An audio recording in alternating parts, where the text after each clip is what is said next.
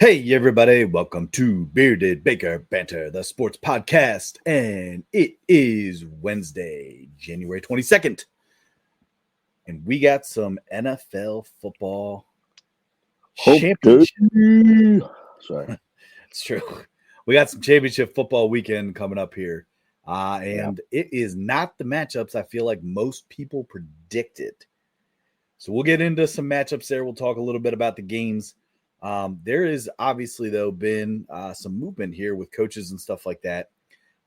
Ben Johnson, new coach, ended up taking the Bears job, which I think I texted you guys about this, Trent, but I'm not sold on Ben Johnson as a head coach. I mean, I know he's a great offensive mind, a great offensive coordinator. I just don't see – I don't know. I could be completely wrong. He definitely reminds me of, like, say – and we'll bring this guy up in here a little bit, but McDaniels. Ooh. Or who was the guy from the Jets that had the crazy eyes at one point? Adam Gase. Adam Gase. Like, I don't know. That's the vibe I get from Ben Johnson as a head coach. And again, no disrespect. That's just the vibe I get. What's kind of weird about that, Tyler, is like I feel like you're saying that because like his physical characteristics is kind of a hybrid of those two guys. Now you say that.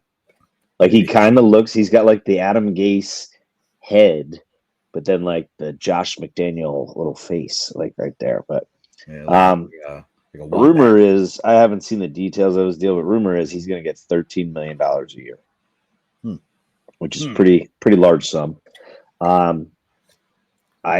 This one hurts because, as you know, it sounded like Tom Brady was really trying to heavily influence him to come to the Raiders, and really a lot of signs were. I mean, the Raiders, it sounded like, were even willing to pay.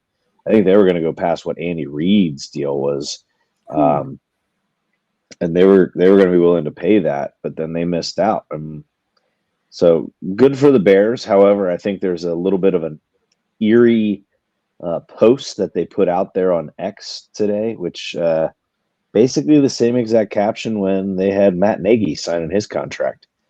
So it said the beginning of a new era, I believe it is. So the only thing that I see different at this point versus what Matt Nagy walked into, which Nagy did have success after the year of the double doink miss.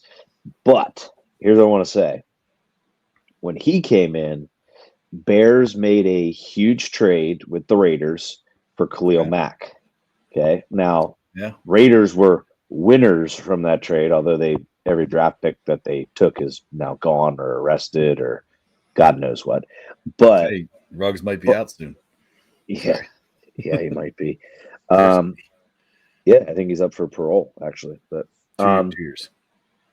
Yeah, but what I was saying is, so then they had a decent team at that point. But then the next 2 or 3 years, I think, not having first round pick, that caught up to him, right? Whereas now, after the Bears pretty much like dismantled the Panthers organization with their trade, back when the Panthers wanted to trade up and get Bryce Young, Bears are definitely in a better spot. I don't know. You pick your poison, I guess. Like, what division would you rather be in, the AFC West or the NFC North right now? Because you got both divisions in football, but different conferences that both have three playoff teams that made it this year. Okay. And then both teams are all 6 teams of those 3 conferences that made the playoffs. They all have pretty young quarterbacks. Yeah. I mean, I think it depends on, are we talking regular season or playoffs? Because if it's a team I want to go play in the playoffs, it's definitely the NFC North. Be careful. Chargers lost. Denver lost. I guess the biggest difference is actually, tell you right, all of them lost. Right. The Lions losing. So yeah, you're right. But I don't know. I mean, I look at it this way too, because you got to think about what's he find more attractive? Does he find it more attractive the fact that he is a quarterback that already has a year under his belt? Maybe. Yeah. Or does he find it more attractive where, say, in Vegas, you can kind of go try to get your quarterback. So Yeah, honestly, at this point in time, no disrespect to your Raiders, but I almost wonder if it's a trust thing for him. for Like, sure. does he trust the organization has his best, stuff in mind? And I don't know. I think that sucks because not to be able to trust an organization, like the Raiders, that it has a very storied tradition. I don't know. I know you'd agree with this too, Trent. They made a lot of bad decisions since 2002. I mean, to be perfectly honest with you, it's like there hasn't been like this. There's always been hype, and then it's always a huge letdown. And then it's I, hype, and then it's a big letdown. I disagree. I disagree with the hype. I don't like Raiders. Raiders team total this year was 4.5 games. Talking about So, player hype, like, hey, well, Jamarcus Russell. Oh, yeah. hey, Okay. You don't have to. That's bring what I'm these saying. names I up, mean, team. it's like, yeah, and you know what? I think it is a little bit of like, what the hell were you thinking? But then there's also a little bit of a combination of just some like real crappy luck. yeah, I look at like the whole like the rug situation, right. the Gruden situation as it like Gruden was, although I still criticize him for his ability to draft because I think he's a horrible, horrible, horrible with the draft. Great, Yeah. I think he's a good coach. I think he knows his stuff. Obviously, I mean he's John Gruden, but in terms of like that Cleveland Farrell pick, like what are you thinking? But Yeah. I don't. I think here's Ben Johnson's in a very good spot. You got a team that was pretty much favored to make the playoffs this past year because I jumped on the positive money of them to not make the playoffs, and that was cha-ching, easy. You're welcome. Some would call that. What is that about? I'm saying I've been No. anti-Bears since the beginning of the season. 100 me And too. But I will say Caleb Williams is not a bust. He'll be okay. He played pretty good for what he was dealing with. I mean, he played pretty good. He's got to what run was for he his dealing life. No offensive line. with? And a real bad coaching situation. But I forget where I was going with this. I think the teams now, because all indicators are showing Aaron Glenn, I believe, probably going to be Jets' next head coach. Now you I don't start like to that. wonder. I don't like that either. No. Now I wonder where do the Jaguars go? Where do the Raiders go? I'm going to tell you who I think the Raiders are going to go to. All right, I think they're stuck with now. I think they're stuck on Pete Carroll. Oh, well, Yep, I know. I'm with you. shiver, dude. I freaking hate that. I think they're going to go. They're going to go Pete Carroll. They're going to get a very nice, friendly coaching contract that they're not going to pay him a shit ton because not a whole lot of teams are knocking on his door. And then what you do is I think you got to spend. I think you're going to have to spend on the offensive coordinator spot. I really do, and Yeah. I think what you're going to do is I think your offensive coordinator has to be next guy up, and I think next guy up that might be. I think he's waiting is to be a head coach here in a couple of years, and he's young. Is Josh McCown. Yeah, where is he right now? Vikings quarterbacks coach / OC, I believe. Quarterbacks coach, maybe. So he's in a very good position then because now with them extending O'Connell, I feel like O'Connell's a great guy to learn from. 100%. I like everything about that guy, and I think he's another guy. I know we always talk about culture guys. He's a culture guy for sure. Like he gets the guys to play. You can tell he cares about the players. He's definitely a big culture guy. So you have to have McCown learn from him. You mentioned offensive coordinators, Trent, and Jaguars. Liam Cohen is a guy that was released. Not released, but been talked about a little bit on the coaching carousel as a possible Jaguars head coach. He's the offensive coordinator for the Bucs. Personally, I really hope that does happen just from the Robert Saleh standpoint. because I do believe that while the Dallas Cowboys also interviewed Saleh, I really truly think that Dallas is going to make that leap of faith for Dion. I think that's going to happen. I think it's just inevitable. I think it's just a matter of when do we make the splash. You know what I mean? But yeah, after missing out on Ben Johnson, bring on Dion. I'll take him in Vegas. Whew. Yep. Then you're definitely getting Shador as a quarterback. That's fine. Let's do it. Man. What do we got to lose? What do we got to lose? Two playoff appearances in the last 30 some years since I'm 34. 2 playoff appearances since I was 11 years old. We are the second longest playoff win drought to the Dolphins. Dolphins have the longest. So what can you get any worse? Is my question. No.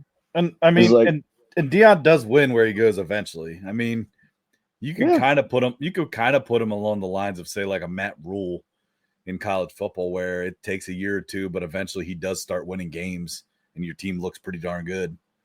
Absolutely. Yeah, I don't know, man. That's a wild. I think they're gonna look for a little bit of a stability standpoint. That's why I still think they're gonna go Pete Carroll. Yeah, no, that would make sense. I mean, from stability for sure. You're right, because nobody is knocking his door down. I know you guys might I know you might hate this. Hell, I wouldn't even be furious if they took McCarthy. Like, I don't think it's a bad move, because I look for like a guy that could be. He's a stable name, a consistent. I know they're bad this year, great, but you're going to be bad when you lose your franchise quarterback, which he is their franchise quarterback as much as you hate him.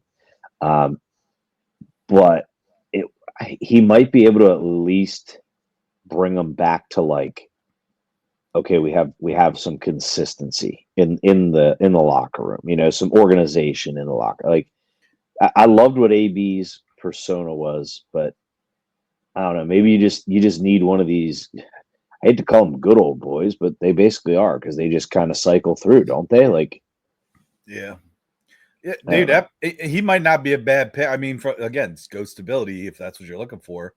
I don't feel like there's a bunch of teams that are going to be knocking McCarthy's door down at this point in time in his career. Like, I feel like, his ship's kind of almost sailed now, but he's a good coach. He's a Super Bowl coach. I thought it was going to be the Bears. Whew, yeah, I did. I did think he was going to. Actually, you're right. Super Bowl coach, and he's just as good as Mike Tomlin is as a coach in terms of track record. Yes. If you look at that side by side, yes, they're like, I think somebody even put it out there on X, is like, Mike McCarthy needs to pretty much get whoever Mike Tomlin's PR guy is, because I don't know. My question is like, was Ben Johnson their number one choice? Because didn't they attempt to see if they could trade for Mike Tomlin? So like that's where I'm having somebody. Trouble. I thought it was the Jets that tried that. No, it was the Bears. Bears reached out, and they wouldn't really like take the call, but I don't know, man. Coaching carousel. Well, real quick, just 2 other coordinator wise that I wanted to mention too is, McDaniel's going back to the Patriots to be the offensive coordinator, which, wow, I'm good for him. I mean, that seems to be the only place he's ever had success. So go have your success there. You got your young quarterback and Drake May. Like, they have a lot of holes though that they have to fill. But I do feel like, I don't know if you saw this one. I did see that Vrabes is going to try to make a splash and try to get A.J. Brown back. I did see that. So that would be huge for New England. Well, I think A.J. Brown has to leave the Eagles. I think it's... Yeah, that seems like a weird relationship right now. You can't keep doing these antics and then just sit there and continue to say, no, we're best friends. It's fine. No, we're best. It's like, dude, shut up. You're reading a book on the sideline. I always have that book. No, like, you knew what you were doing. But yeah, I saw that. The other coordinator carousel was, I did see that Al Golden from Notre Dame is on the list for the Bengals, which I'll tell you what, the Bengals need a hell of a lot of help. And I like Al Golden's defense, man. I'm not gonna lie though. You know where I'd rather see him go? Where's that? Penn State. Go home. Al Golden? Yeah, go home. Now, yeah, but Penn State just signed their D coordinator like to some big extension. No, he just left for Clemson. Allen just left for Clemson. Oh, that's what I saw. That's right. They lost that D coordinator, which who was the head coach of Indiana the year before. Yeah. Okay. Right. And then Allen went to Penn State. He had a great year coordinating that defense. And then now he's down at Clemson. He took the Clemson job. Why the hell did I think he got an extension? He got a really nice contract down there at Clemson. Maybe that's what it was. Maybe I just didn't see where he went. But yeah, I don't know. The Al Golden thing to the Bengals seems interesting, but who knows, man? I'm just sitting here as a Niners fan praying that Robert Saleh comes on board because I feel like they put all their marbles in that basket or eggs, whatever you want it to be, marbles or eggs. Well, there is a guy out there who's actually not a bad defensive coordinator right now, and he didn't get fired. They didn't renew his contract, and that's Patrick Graham, Raiders DC. Which even with all the moving parts with the Raiders, you lost your big free agent signee Christian Wilkins for the year. You lost Max Crosby. He still had the Raiders defense actually not he had him in games early at least, So he's a name out there too. But Dennis Allen is a defensive name out there. I suppose he's going to the Bears. Okay, that's interesting. Yeah. Hold on. There was one other defensive guy. Go ahead. What were you gonna say?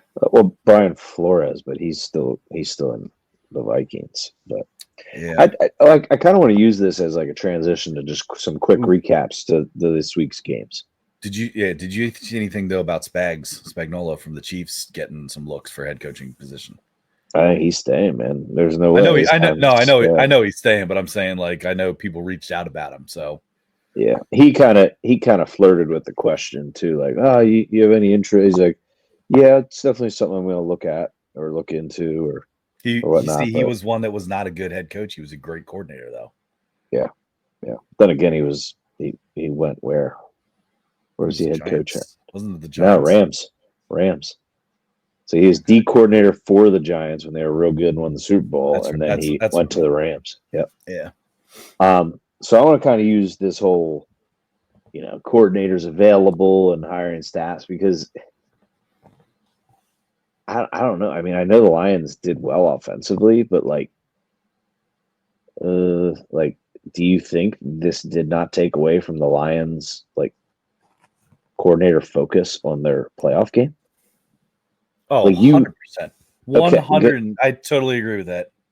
Yeah, because they're interviewing, Ben Johnson, Raiders, Saints, Jaguars, Jets, Aaron Glenn, Saints, Jaguars, Jet. They're all over the place. Bears too, and it's tell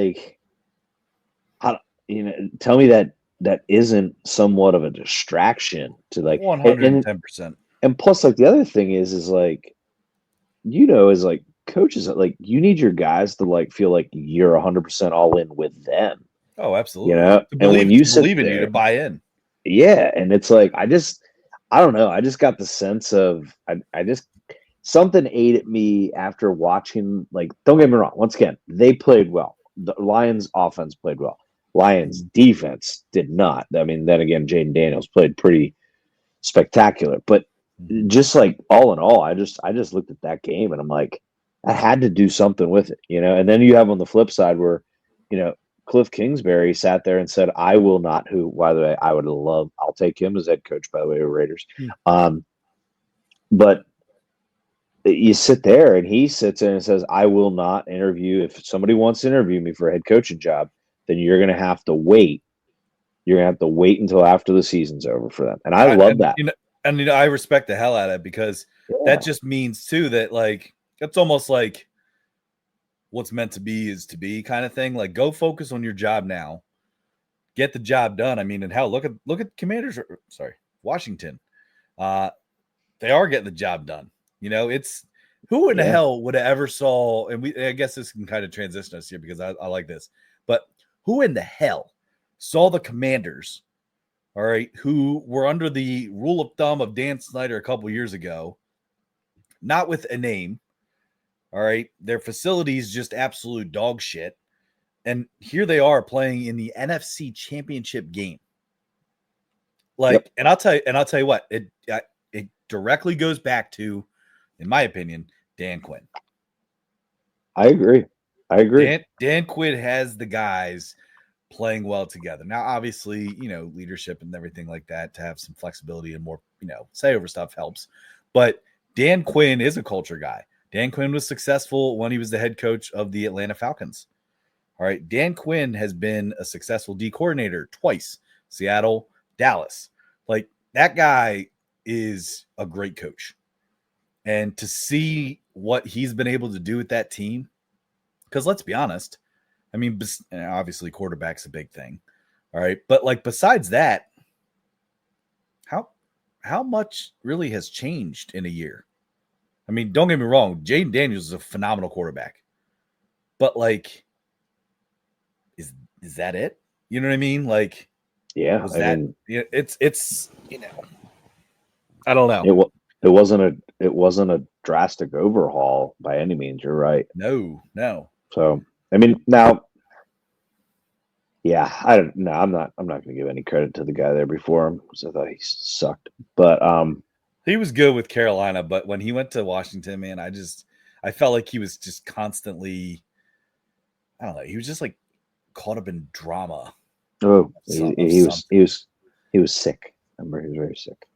Well, he was sick at one point, but I'm saying, I just felt like he constantly like had some sort of like drama thing going on and responding to like, I don't know. I just felt like there was maybe I was the Dan Snyder leadership. Like, probably. Who the hell knows? You know what I mean? But like, when your owner takes away from your football team's focus, yeah, that's an issue. Yeah, 100%. I love it. I love it because it seems like they got their guy, and they're usually I know that NFC East, it's kind of like you never know every single year, not a whole lot of repeat division winners, but like, for a long time, I feel like Washington was at the bottom, like out of all three. Now, Giants they sneak up a couple rungs. Yeah. But I mean, good for them. I mean, my feelings on this coming week, but we'll share those here shortly. I do want to so we had, the most watched game was Chiefs Texans ratings. Yeah, that was didn't see that coming. Infuriating. And then I even look at like even the Ravens game, which Trey's not even here to like brag about. He actually won a beer bet against me. He might not remember that though. Trey, are you frozen? Is that your screen? Yeah. Oh, he's moving. But like, I look at like the statistics, and I look at that game, and I'm like, it's the Ravens did it again to themselves. Like, Josh Allen barely threw for he threw for like 120 yards. The freaking Cook rushed for 40 yards. So it was like they didn't destroy the Ravens. It was literally the Ravens. Lamar with that stupid fumble, Lamar with that careless pick, and then you had a fumble by Mark Andrews where it was like, dude, like, just go down, go forward. You're not going to outrun 4 different secondary guys there. And then the drop, like, it's brutal. It was a brutal showing of football there. And I can I just read this? This blew my mind to see for each matchup, the offense with the most total yards was the losing team. Wow. Texans, more total yards than the Chiefs. Chiefs win. Lions, more total yards than the Commanders, the Washington team. And Washington won. Rams outgained the Eagles. Eagles won. Ravens outgained the Bills. Bills won. So it's like, whoa. Like, that to me is just eye-opener. Now, I'd say Ravens mistakes. I don't know. It kind of surprised me with how much the Rams or how much Saquon ran all over the Rams for them to still outgain them. Must be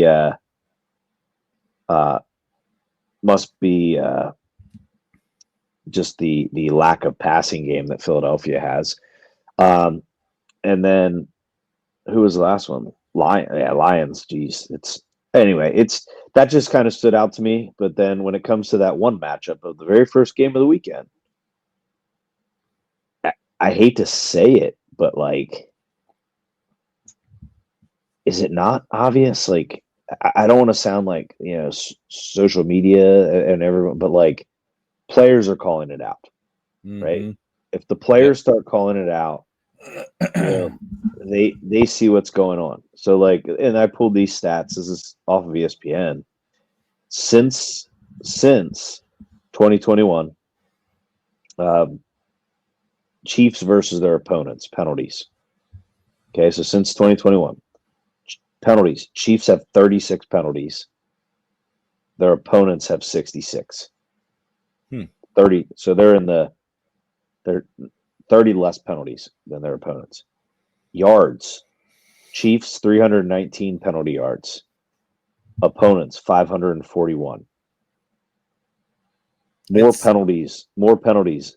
The Chiefs had 0 times in those years where they had in their 10 games, I guess it was so far, 0 times where they had more penalties than their opponent. They had 1 time where they had more penalty yards in a game than their opponent. So it's like, I mean, it's glaring, man. Like, take a look at it. Yeah. Like it's there. It is absolutely there. And I don't know. I think people are, I think everyone's aware. Everyone's aware. Yeah. So. Oh, totally. I think I'll touch on that, and I do want to quickly make some comments about the Ravens game, but I think you're right. I think unless it starts to be addressed in some fashion, I know we talk about referees and how terrible they are all the time, and how they can dictate the game and do this and do that, but it is turning into a point where like even guys like Mahomes knows how to sell it correctly. Yeah. Fake going out of bounds and then run for 5 more yards. Oh, now I'm going to stop it out of bounds. And then, I'm going to take 1 step. And then if you hit me, then I'm going to flop. And then it's going to be a late hit call. I'm going to be a runner and then kind of slide, but so late so that you guys actually hit each other, but I'm underneath it all. So it actually looks like you hit me in the head. Like they know what they're doing. Like 100%. They know exactly what they're doing. I don't know what the love fest is with it. Obviously he's a great player, but like he's now been in the AFC Championship 7 straight times, I believe is what it is. I know. And that's the frustrating part is like, but if Goodell doesn't get a hold of this, and like you said, the players are starting to call it out. If he doesn't get a hold of this, I mean, you're going to start to have an NBA issue in your hand. We talked about how bad the game was this year because of injuries and just officiating, being able to dictate games. If you don't get your shit under control, I know it, it's the king. It rules all the – absolutely. But if your players are not trusting it soon, then you might have a bigger issue on your hand. So it needs to be addressed quickly and, for lack of a better term, swiftly. Oh, God, so man. We went there, man. If I did that, you would be so angry at me. But hold on, let me real quick. There was something I wanted to mention about the Ravens game that you talked about, and I know I always, playoff Lamar, and yes, he had some turnovers that, I think that interception, I think that was just a miscue with him and the wide receiver because the wide receiver went this way and he threw that way. Like it looked awful, but when I watched the replay, I was like, oh, it was definitely just off on terms of like communication. Fumble sucked. He tried to do too much in that time, but like he actually played a pretty good game. Yeah.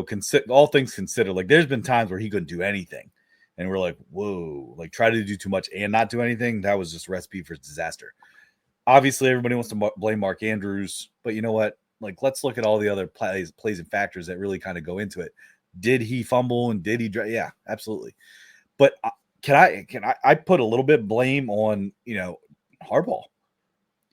You ran your and I'd even say he's more dominant than Saquon Barkley. Okay. Derrick Henry is the most dominant running back in football. Yep. And you ran the ball 16 times with Derrick Henry. 16 times. And those 16 times, all right, he gained big chunks of yards. When you're only running your hoss, if you will, 16 times, you don't deserve to win that game. And you know what? I can guarantee if they were to ran him 25 or more, I would have guaranteed at least 2 more touchdowns for the Ravens in that game. See it. 10 more carries. Just run the ball. Leading rusher in the past 10 years. Seriously, what are you doing? 16 times for, I believe it was 89 yards. Give the man 10 more carries and let him literally carry your team. Nobody stops him. The guy has 0 body fat and he's like 250 pounds. Okay. Yeah. He is a literal machine in terms of just physique and build and just, hey, listen, I can do whatever I want. I'm going to literally run over you. And if you try to tackle me, I'm probably going to throw you 4 yards out of bounds. Which he does. That's what I'm saying. Like, he's a machine. Run the damn ball. And I truly think that is the main reason that the Ravens didn't win the game. And again, whether it's, whoever's calling the plays, but I'm going to put it right now, I'm going to put it on Harbaugh, because there's so many times where, I think I called him Jim. I meant John Harbaugh. All right. Especially lately, where I don't feel like he knows how to manage some of the players he has. Great coach. But there's a lot of times, and maybe it's just his, face. I don't know. But like, there's times where like I look at him on the sideline, and he just looks like confused and like concerned, like, should I do this now? Like make a decision. Like, I don't know what it is, but I don't know. Maybe you need to bring Wink back. Let him call your defense again. No. Get your team back together. He's staying in Michigan, right? He's a name that's been floating around. Yeah. He wants a head coaching job, if you recall. But yeah, I don't know. I give you that. I think sometimes he puts a little bit too much into like players coach, where at some point you got to be a little bit more like, hey, this is the decision. Like, hey, from here on out, coming in out of halftime, granted they were down what, like I think they were down 10 or something. It's like, hey, we're coming out and we're just going to feed 22. We're going to feed Derrick Henry, and we're going to control the clock. We're going to score. And they played good defense. They shut the Bills down pretty much in the second half. So was it you that talked about, who was it? Was it the safety or somebody they dropped back? Hamilton. Yep. They've dropped him back to more of a free safety look. Yep. And their defense completely. And it was totally, I think, was it you that said that the other week? Yep. And it showed defensively for like the last 4 weeks. Yeah. Hats off to the Bills too. If you were picking up on, remember my big criticism was sitting in a cover 2 shell and they're going to kill you like they did earlier in the season. They blitzed what they say. They blitzed more in that Ravens game on Sunday than they have the past 3 seasons. Like that's so like, because usually he just says, I'll sit in this shell and I'll just control everything in front of you and force you to take your shots. And then you're going to, like, we're going to play as good in this shell as possible.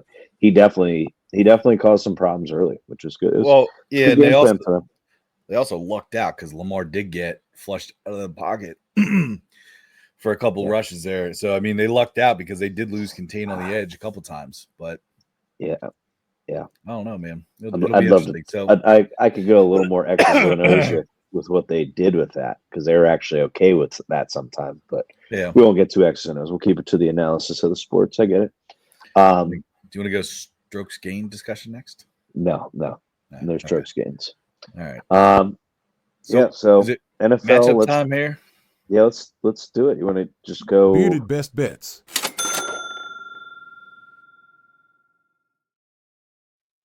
There it is. Here we go. I try to be like kind of random, so like I was trying to hit it right when you were like mid conversation. So yeah, that's good. All right, that's good time. So why don't we do similar to what we did last week, where we pick team that we think is going to win, and then we'll also kind of give our best bet here. Yeah. So let's start with the first Sunday game at 3:00, which is the Washington versus the Eagles. Yes, I'm calling the Washington. The Washington. I'm a little worried because here's how my NFL weekend went. Ready? I was. Let me think. I think. Well, I did win my bet on Texans covering, but I was cheering for the Texans to win. Chiefs won. I was cheering for the Lions to win. Commanders won. I was cheering for who the Eagles play. It's just slipping my mind right now. The Rams to win, which I never cheer for the Rams.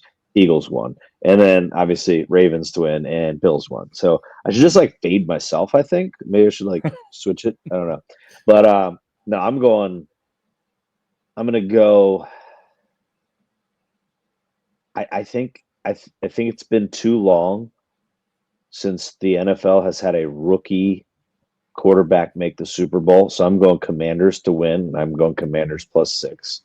And I love their team total for a little less juice, but it's over 19 and a half. Over 19 and a half.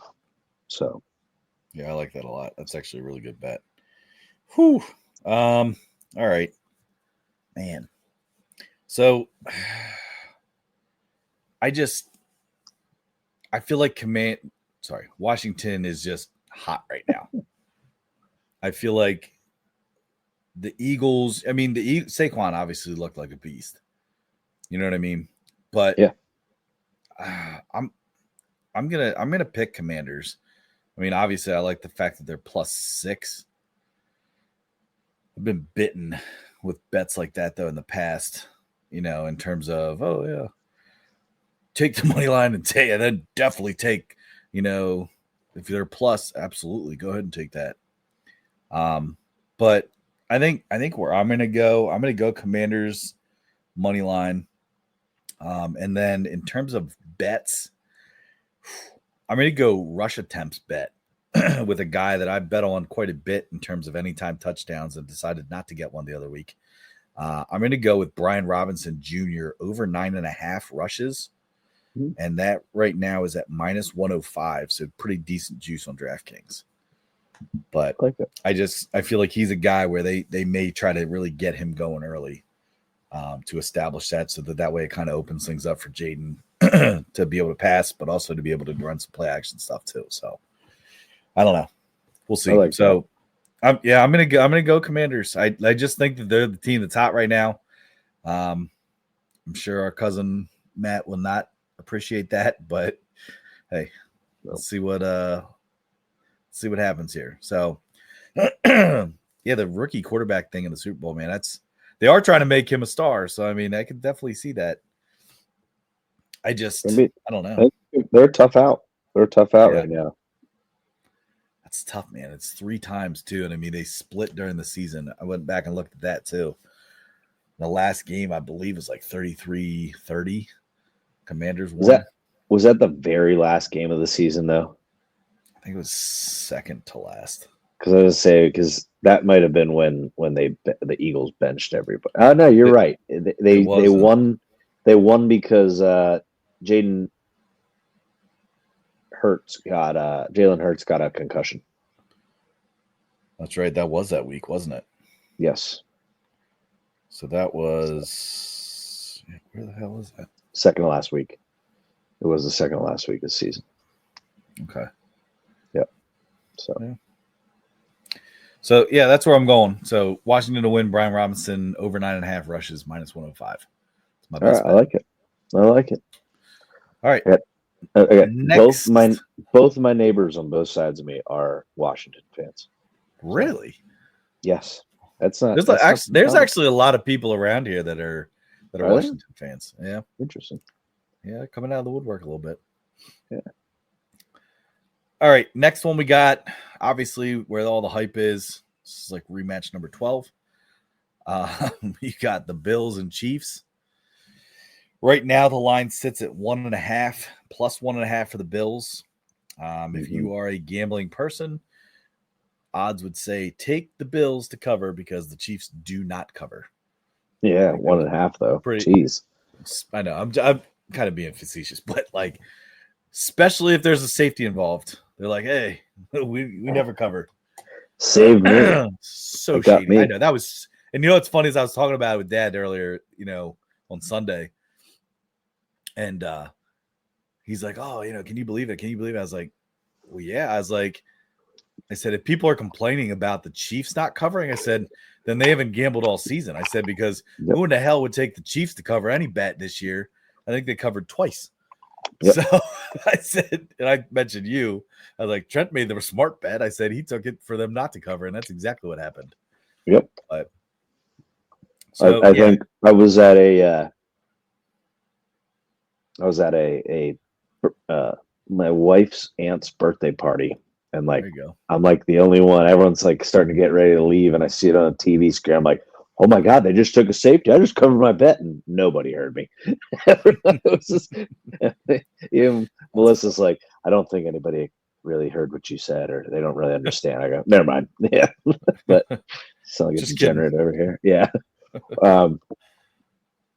So what do you got, Ty? What's your pick? So you're going Bills to cover, or are you going Bills straight up? I'm gonna pick. I'm gonna say Bills win. But my best bet, not really great odds. I'm going a team total with the Bills on this. Over 20.5 is -170. Now that's straight off of DraftKings. You might be able to find that a little bit better on a different book. I don't know. I don't hate 21.5. I just always like that touchdown line. You know what I mean? Absolutely. So I don't hate 21.5, but I personally would take maybe do a parlay of some sort with, some player prop and take the 20.5. See what you can build off of that. But okay. It's not gonna lie, I got some of that. Some wingman on our X page. He does that a lot where he takes, some heavy bets sometimes and puts them together in a parlay, and you get, good odds, but it's almost like guaranteed wins in the sense of like, here's what my odds are, even though they're heavy, and it equals out. So shout out to Wingman. I think we used to call those bankroll builders, right? Bankroll builders. Yeah. Yep. I remember that. I remember those days. Not a bad strategy. I'm going Bills money line. I'm best saying bet and your win. Yeah. Okay. That's it. Like I'm fed up. You got Josh Allen 4-1 against him in the regular season, but 0-3 in the postseason. Like, if you want to be an MVP, then step the hell up and win the big game right now. Because to be quite honest with you, this is the big game. Like beating the Chiefs. I mean, I don't know, man. It drives you nuts that these guys like Lamar and like Josh Allen, and they can do it in the regular season and play so good against them. And they literally just soil themselves. That's it. That's all they do. Can we be honest though? Number one, I don't know if anybody's followed conspiracies, but the logo is red and green. Okay, Bills have red in their colors. It's usually the main color in teams. And let's the NFL loves a storyline.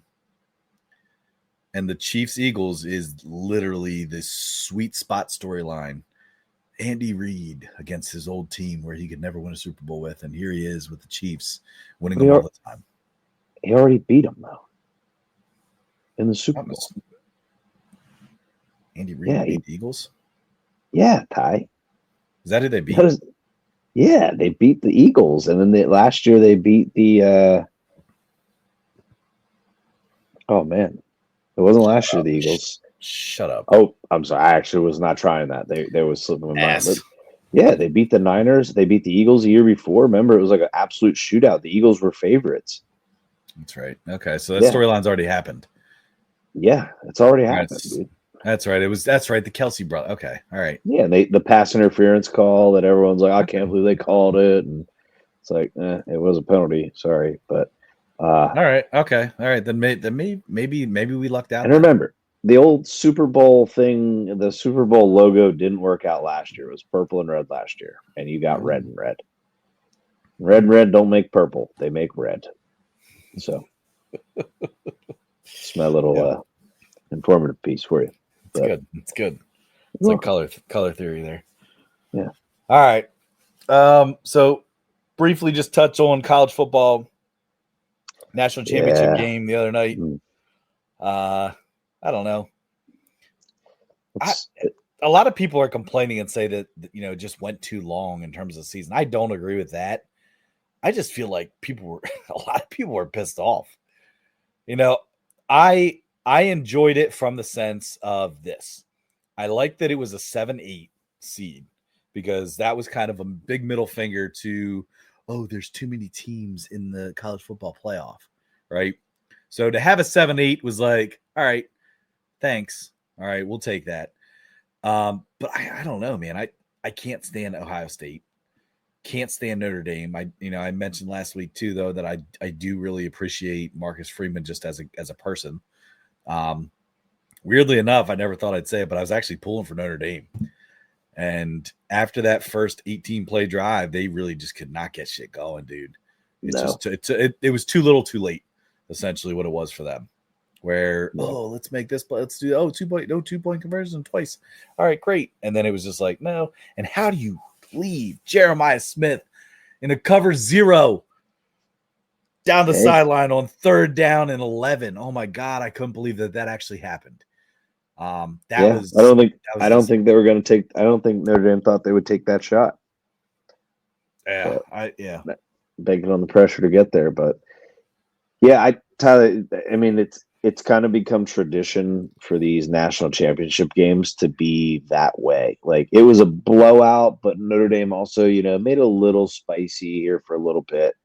But I mean, 34-23 year before, 34-13 year before, 65-7 year before, 33-18, then 52-24, 42-25, 44-16. Like we haven't seen quite the game. That I should say, like the nail biter game, probably since the Hunter Renfro game winner, Deshaun Jackson or Deshaun Watson game winner. Like that was the last one that was like, holy cow, like right to the end. You're not seeing that style of like, okay, Texas USC Rose Bowl, right? Right. It's been very, and that's where I think just in this case and in previous cases, like it's in this case, it was a lot of people call them Portal State, not Ohio State, but I don't fault them for it. It's like if what is it? Don't hate the player, hate the game. Like guys, they're playing by the rules. If you've got donors out there, then hey, buck up and give some money. You want to see your team, your alum, you want to see that, you want to see your alma mater win a championship, and I think. Right. More and more of these playoff teams. I think Penn State will be a prime example. Donors are going to come out of the woodworks and now say, okay, we need to get them in the national championship. Mm-hmm. Let's give them the bank, even though like these schools are poor or something. It's bullshit. But yeah, I don't know. To me, it was like, okay, like that's how I projected it was going to happen. Remember, I said, I'm not going to bet against Ohio State in any manner. I had a bet on their first quarter spread, which was the only one that lost. So glad about that. I had their halftime spread, which won. And then I had their full game spread, which won. So it's just the way January is kind of going for me. It's been a January. That's for damn sure, man. Yeah. It just sucks. Right now in terms of gambling. Okay. Our recipes are struggling a little bit. We just gotta, law of averages. We'll be okay. Just gotta weather the storm here, man. I've looked at the past. I was looking at some of our previous records and stuff with gambling. January is always like 500-ish, maybe one above, maybe one below. Yeah. So, but we always figure it out, especially by March. Once you're starting to get into like conference play more often and conference tournaments and everything else, it does even itself out. So stick with us. I promise we're figuring it out. We're definitely dabbling with some teams. So there's some bets and stuff out there that we're making based on teams that aren't necessarily the recipe picks, but are winning. That we're still kind of messing around with to kind of see what's going to be the right, fit, what's the right team, what's the right matchup. Oh. So stick with us. We're gonna we're figuring it out here. And just let's remember this too. Is last week 18 of the top 25 teams in the AP poll lost. Yeah. So if you're sitting there looking at, ranked favorites or anything, and you think for a second, oh yeah, they've got to cover. It is sporadic. Like, I'm honestly, the more and more that I've done this now for what is this, 4 years now, 5 years that we've done this, where we put a recipe out every single day. The sport, we're in almost hitting year 4. Okay. So, and I can't believe that I'm about to say this, but the type of the sport that I feel like you have like the most, I don't want to say control because you never have control, but I feel like baseball. Yeah. Like, I know. I can't believe I'm saying it, but I truly think wagering on baseball, especially in like the heart of the regular season, not end of the season, not post All-Star break. I'm talking like not the first month. First month is like, obviously you're trying to see, what teams are still there, but I don't mind the first month because unders hit a great amount and I'm a first 5 unders guy. But like, and I'm sorry to talk about it, but like, I don't know what it is. Like that to me, like right now with college basketball, you usually find some teams with like, niches and whatnot, but like right now, man, it's all over the place. Look at the Bonnies; they were 13-1 at covering a spread, and now they have just fallen off the face of the earth. They're getting blown out by teams. Like they were my pick against Duquesne. Duquesne looked god awful beginning of the year, and now look at them. Like they're winning games. I don't even know if did they beat Dayton tonight, because that was almost my pick. They were like dogs at home against Dayton, but Dayton freaking looks awesome in the Maui Invitational, right? They beat UConn, but then they lose some terrible games recently. So that's because I saw they did make a pit stop one time, which I'm not going to get into that stuff. But the team made a pit stop somewhere that probably should have been. Rumor has it, allegedly. I have no idea what that means, but it's a certain social media person that likes guys. What? I'm not getting into that. I'm not touching that on air. I'm just gonna leave it at that. That there was a rumor and there was a video out there that it shows them meeting up with. I don't even know who that is. Yep. So not gonna touch it. Moving on. Bonnie's, though, Trent, you had mentioned them. They are now 14-5 against the spread. So, I just got what you're saying. It's not a guy that likes guys. It's a girl. That's what I just said. Oh, okay. They met up with a certain female, allegedly. I thought you said a social media guy, and I'm like, what? That likes guys. No. Okay. No. Anyway, all right. I was quite confused, but I know where you're at now. But, yeah. Yep. Okay. Allegedly. I don't know if that's allegedly. Bonnies are 14. You said they were 14-1. They're now 14-5. So that means they lost the last 4 straight against the spread. Spread. I know they were definitely like at one point 13-1 against the spread. So they're 14-5 now. I mean, they're still one of the top teams, but like, do you want to know who the top team is in terms of covering the spread? Yeah. And I just freaking bet against them the other day. I don't know why now. Houston Christian. Houston, their gym is smaller than our high school gym. No, I believe that. They're 14-3 against the spread. Second team is San Jose State. Then you got Nebraska Omaha, UC Irvine, Idaho State, FDU, Illinois Chicago. Yeah, it's interesting, but definitely gonna kind of utilize our teamrankings.com a little bit more too as we start to get into February here soon. But a little bracketology here soon. Got to put the thinking caps on. A couple teams that stand out to me. I'll at least start. is I'd say Louisville, man. Louisville is it sucks because They're now ranked 25 now. yeah, so they joined Duke in the top 25 with the ACC. So Yeah. I put you guys on notice about Louisville last week, and obviously being an unofficial official ACC spokesman, I got the job done. Got them up there in the 25. Prius calling out Joey busted brackets. Yep. Yeah, buy a shirt if you're interested. At our merch store on beaterbakerbrothers.com.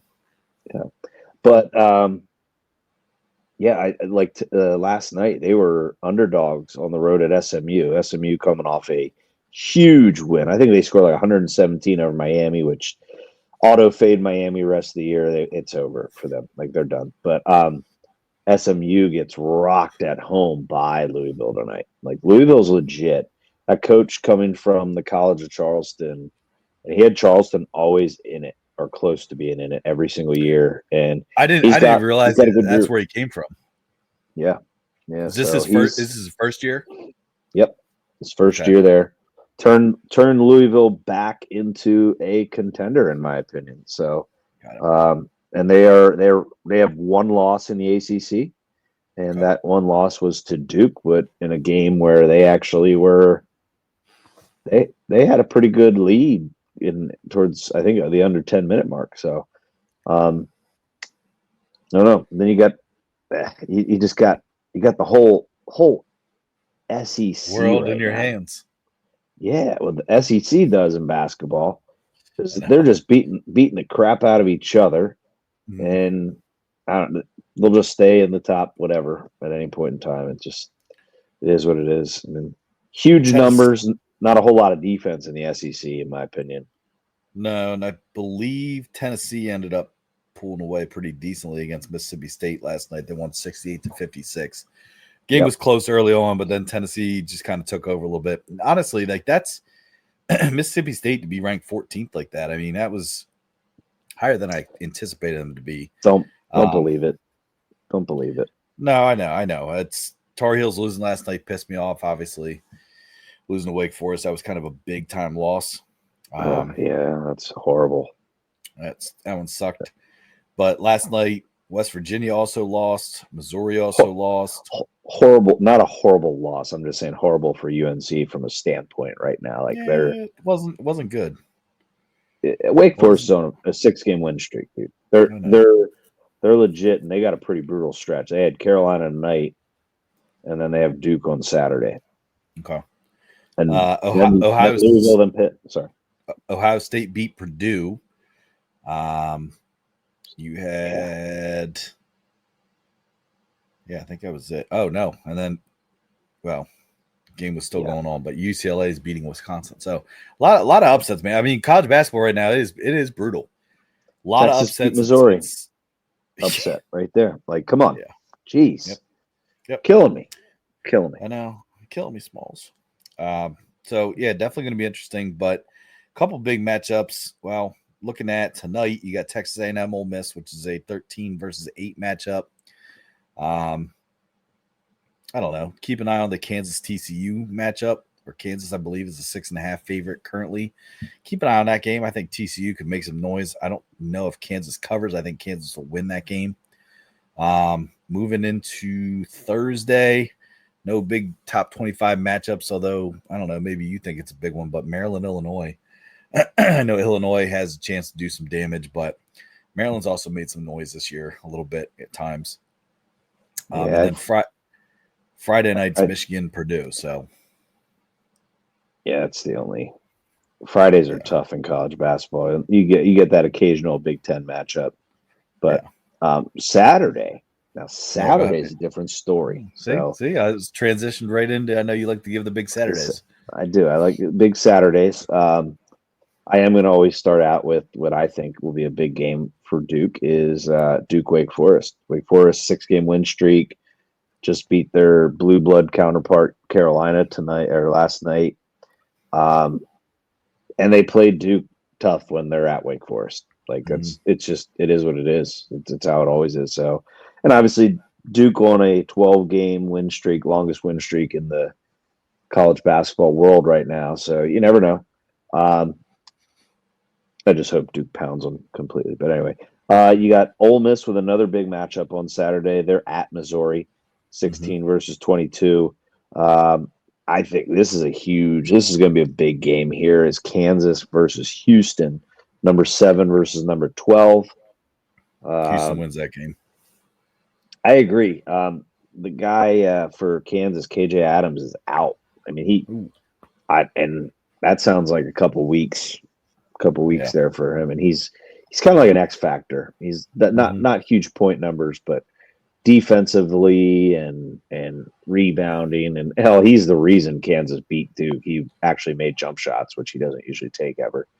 Made like 7 for 7 on his jump shots, but yeah, I'm still sour about that game. But then you got a sneaky good one before I get to the big dog matchup, which is Georgetown versus Providence.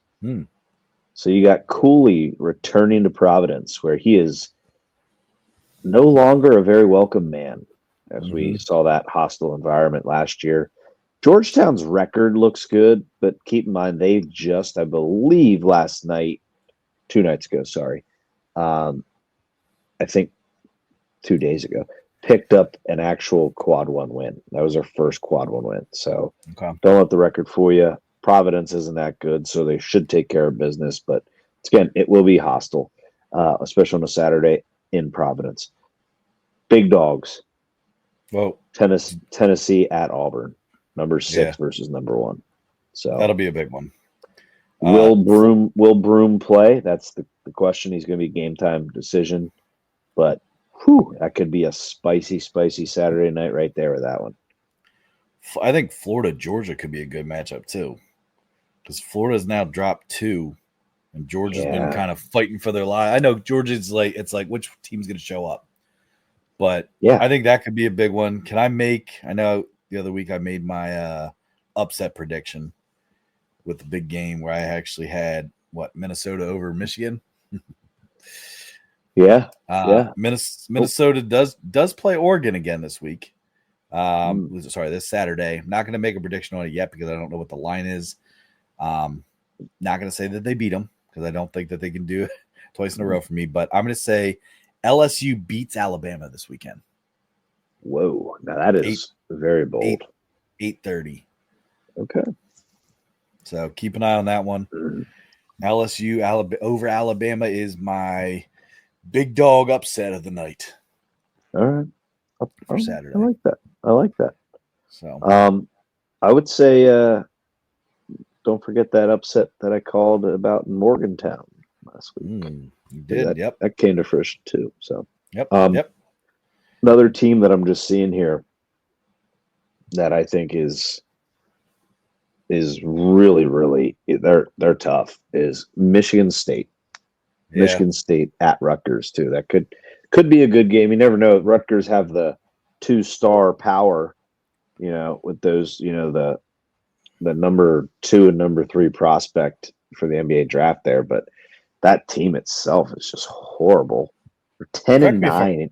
You're 10-9. You've got 2 of the top 3 players in this coming NBA draft. So and Michigan State is tough. So I'm sure they'll put Michigan State in Duke's bracket. They'll probably make sure they play second round because I feel like they just love Duke. Michigan State players. Yeah, they give Duke. Year. They try to give Duke some sort of storyline in the bracket. Yeah. You know what the storyline this year is going to be? I'm going to call it right now. You know who Duke will have to play if they want to go all the way? Maine. No, wow, they already played Maine this year. But I just figured again. Well, UConn's not a bad call. But I'm going to go before they'd have to play UConn. I'm going to say they're going to have to play Baylor. Tell me why. Jeremy Roach. Okay. Oh, yeah. Okay.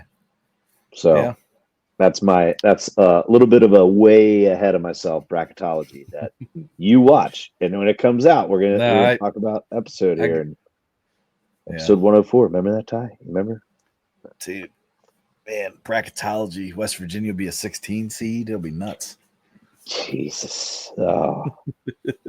Gosh. I'm not gonna lie though. Our bracketology episodes are some of my favorite episodes that we do. Just because it's it's a lot of research.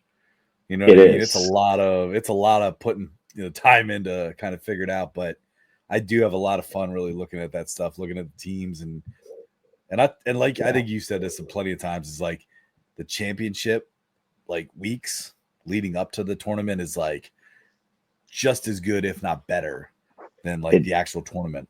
It kind of ready. It fits my theory on why I like Thursday more than Friday. Is Thursday you get to look forward to Friday, and I look at like conference championship week is like we're looking forward to the bracket release, and then we're looking forward to the first weekend of March Madness. But like after every single day, there's always that little pit in my stomach that just makes me a little bit sadder and sadder because then we're left with just baseball. But hey, something to look forward to.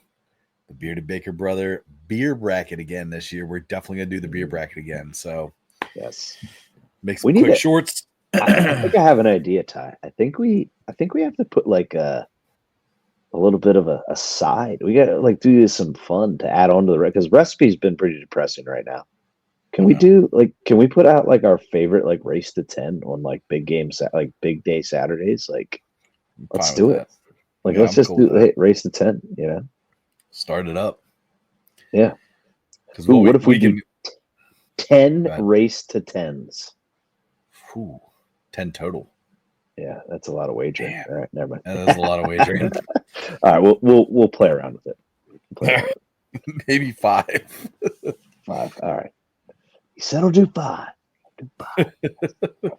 No, because that's I'll still never forget, man. The first time we all did this, and we had what was it?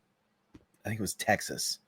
First half, right? And I think there had to be like a certain amount of points. We needed a 3. You took an over. You took the full game over, and no, it was the first half over. I'm pretty sure it was a full game, and because I needed the half court shot. At the buzzer, and it was at halftime, and we hit it, and we just went absolute ape shit. Freaking nuts. I think that kept our streak alive. We were like we almost were at like a 21. That's right. Straight recipe pick win streak. Yes. That was definitely stick with us here through March because March gets steamy, if you will. Yeah.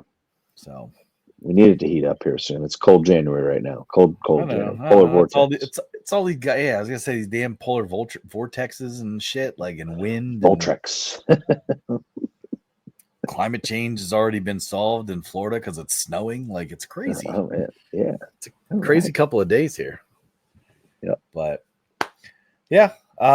Anything else here before we get going? No, sir. I think we got the rest of the week to play some wagers on playoff football. What is it? What do they call this? The conference championship weekend, right? Championship weekend. Yep. Championship weekend. Looking forward to that, kind of, sort of, as long as the Chiefs lose. But yeah, I'm looking forward to that, and I'm just looking forward to my Saturdays, man. Saturdays of 130, 140 some college basketball games. There's literally just nothing better. It's really hard to get me off the couch. I will get off the couch, to go grab some snacks. No, I'm just kidding. But I'll just usually go grab some whiskey over at Mid-State or Mid-State Distillery. There you go. But let the good times roll. Happy humps on this hump day, Wednesday. Have a good one. Enjoy your weekend, everybody. Appreciate you listening. See you, Trent. Yep. See you guys.